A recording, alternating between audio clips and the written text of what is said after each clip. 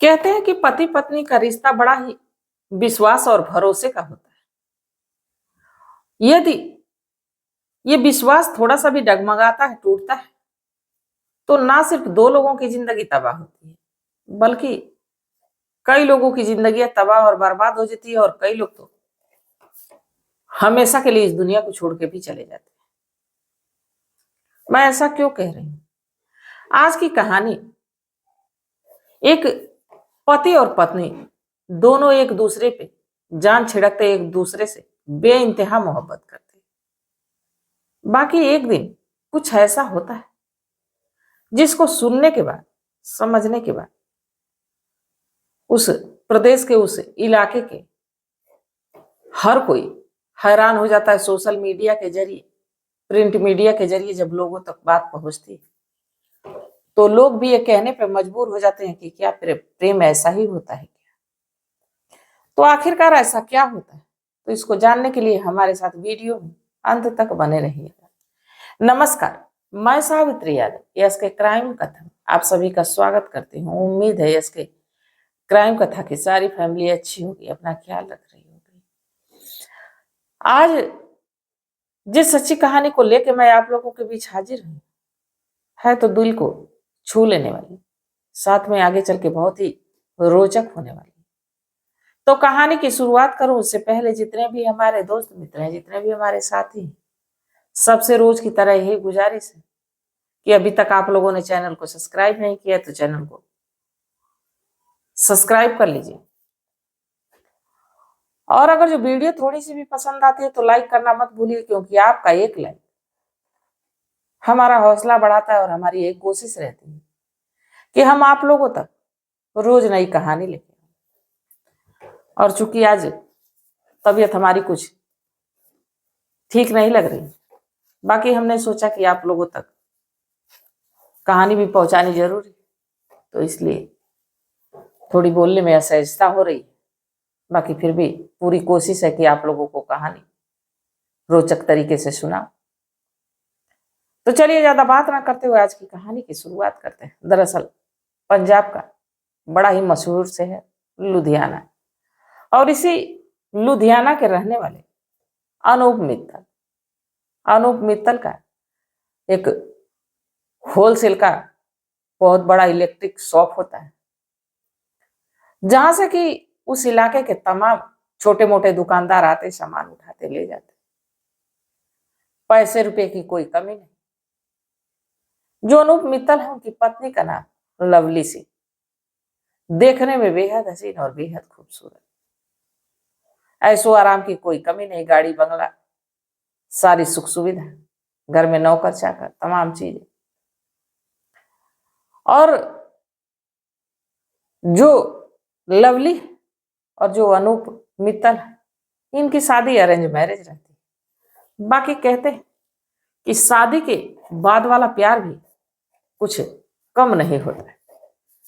जब लवली शादी करके अपने मायके से अपने पति के घर, अनूप मित्तल के घर आती है, तो कुछ ही समय के बाद दोनों में इस कदर दोस्ती होती है, इनका प्यार इस कदर परवान चढ़ता है कि दोनों एक दूसरे के साथ ऐसे खो जाते हैं जैसे लगता है कि वो 7 जन्मों के रिश्ते में नहीं, बल्कि जन्मों जन्मों के रिश्ते में बंधे हुए हैं।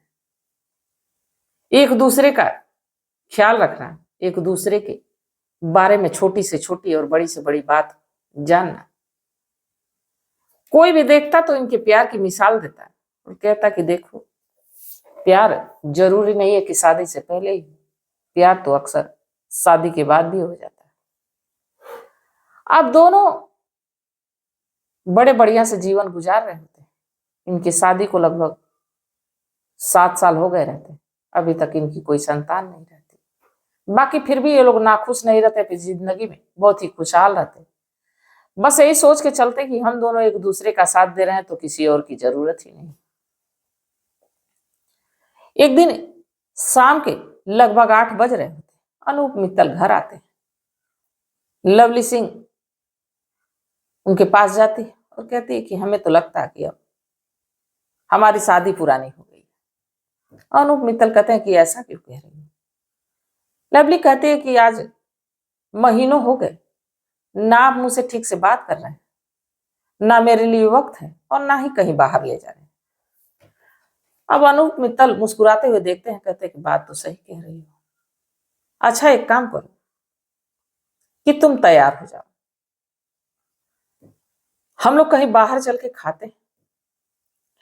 इसके बाद अब शायद लवली को इसी बात का इंतजार था, जाती और जल्दी से रेडी होती और अनूप मित्तल के पास आती, कहती कि जल्दी चलिए वरना देर होगी।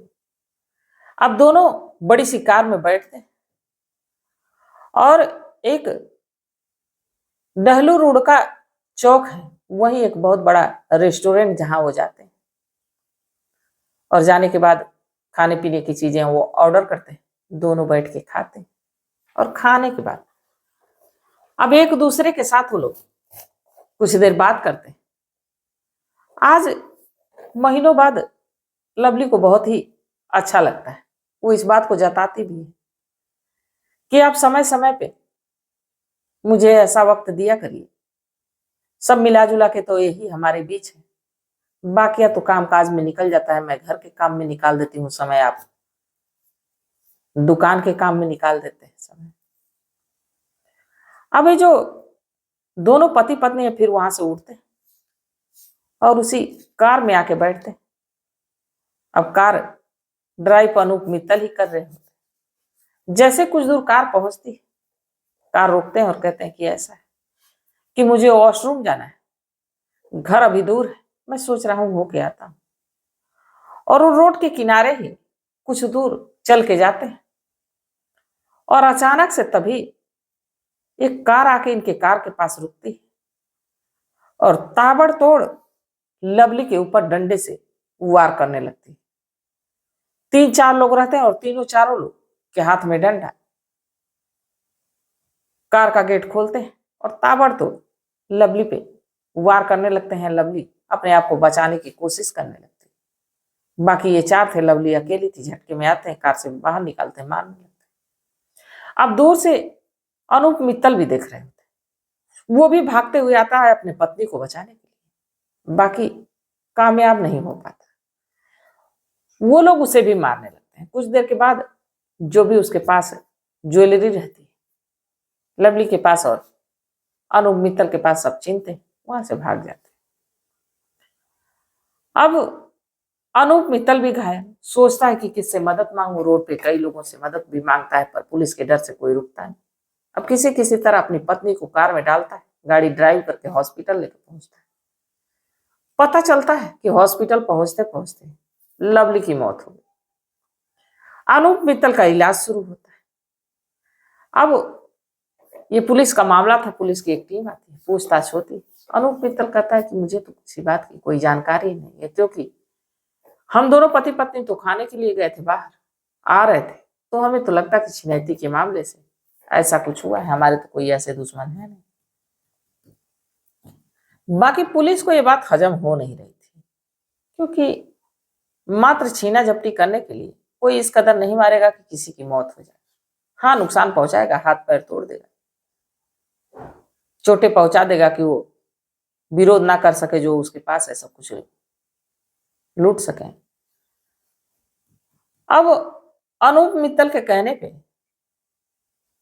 ये लोग जांच तो बंद कर देते हैं कि छिनैती का मामला था, और जो इंस्पेक्टर थे उनको ये बात हजम नहीं हो रही थी। अनूप मित्तल की कॉल डिटेल निकाली जाती है। अब जब कॉल डिटेल निकलती है तो उसमें एक नंबर जिसका नाम प्रतीक्षा होता है, उस पर अक्सर दिन भर घंटों घंटों बात होती, और कभी कदार तो रात के दूसरे पहर में 12 बजे के बाद इस लड़की से बात होती। अब जब इस लड़की के बारे में पता किया जाता, प्रतीक्षा के बारे में, तो पता चलता है कि ये 25 वर्षीय एक लड़की जो कि बीटेक की पढ़ाई कर रही। दरअसल ये प्रतीक्षा जो है लगभग 2 साल पहले किसी इलेक्ट्रिक सामान को खरीदने जाती है और यही मुलाकात होती है अनूप मित्तल से। और जब अनूप मित्तल से मुलाकात होती तो अनूप मित्तल और ये दोनों एक दूसरे से बातचीत करते हैं, सामान लेके प्रतीक्षा चली तो जाती है, बाकी कुछ ही दिन के बाद सामान कुछ खराब हो जाता है, फिर फोन करती है। अनूप मित्तल कहता है कि ऐसा है कि वो सामान पहुंचा दीजिए, आप नया ले जाइए। अब यहीं से दोनों की फोन पे बातचीत होने लगती है और बातचीत इस कदर आगे बढ़ती है कि दोनों अब एक दूसरे से मिलने जुलने लगते हैं, कभी रेस्टोरेंट में और कभी होटल के बंद कमरे में। अब वो चीजें भी होने लगती हैं जो कि नहीं होनी चाहिए। इन दोनों के बीच अनैतिक संबंध भी स्थापित होता है, दोनों एक दूसरे के साथ संबंध भी बनाने लगते हैं, सिलसिला लगातार चलते रहता है।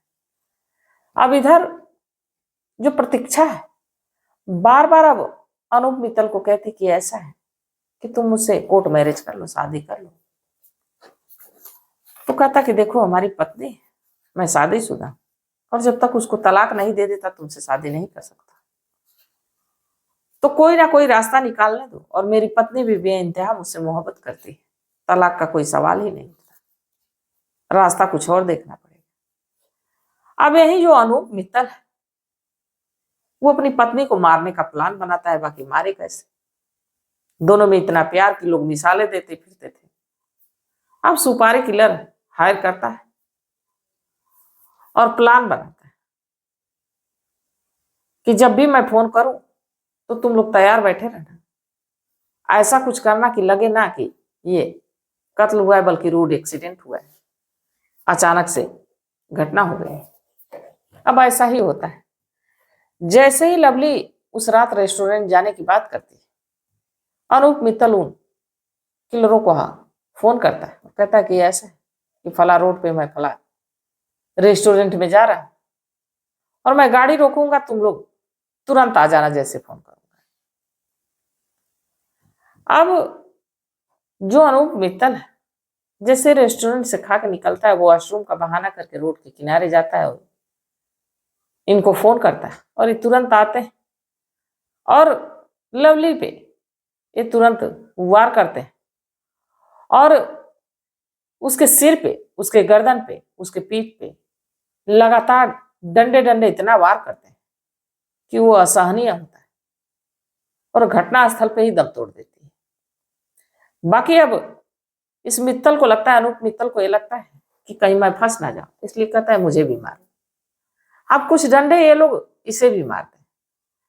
बताई गई जितनी रकम की बात की गई रहती है इन किलरों को देता है और वहां से अपनी पत्नी को गाड़ी में डालता है, हॉस्पिटल लेके पहुंचता है और वहां ऐसा रिएक्ट करता है कि चोट उसे भी लगी, किसी का तरह अपनी पत्नी को लेके आया। जब प्रतीक्षा की बात सामने आई तो फिर से अनूप मित्तल को बुलाया गया। अनूप मित्तल ये सारी चीजें खुद से कबूली।